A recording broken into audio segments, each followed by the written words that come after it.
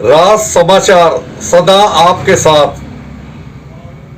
6 जून है और हमारा योगा जो इंटरनेशनल योगा डे 21 जून को मनाया जाएगा और इस संबंध में हमारी राज्य पुलिस की बहुत अच्छी भागीदारी रही है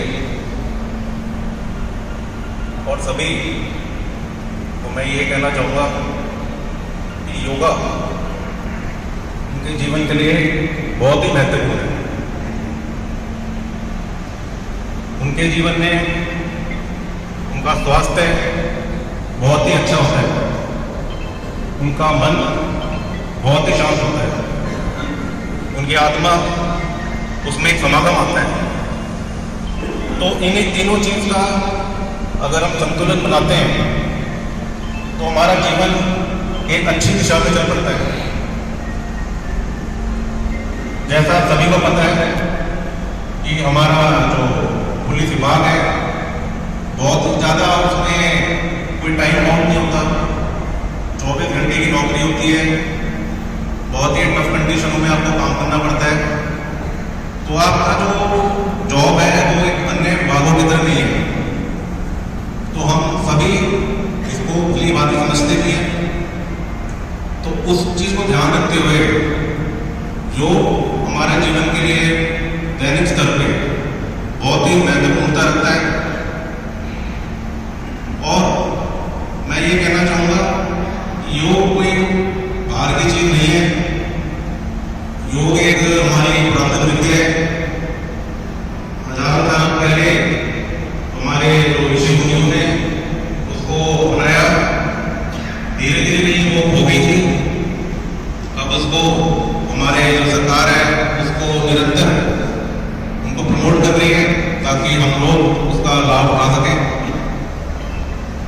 अगर मैं बात कहूँ तो हमारे जो महर्षि पतंजलि थे तो उन्होंने योग सूत्र लिखा था जिसमें करीब 8 उसके भाग रहते हैं।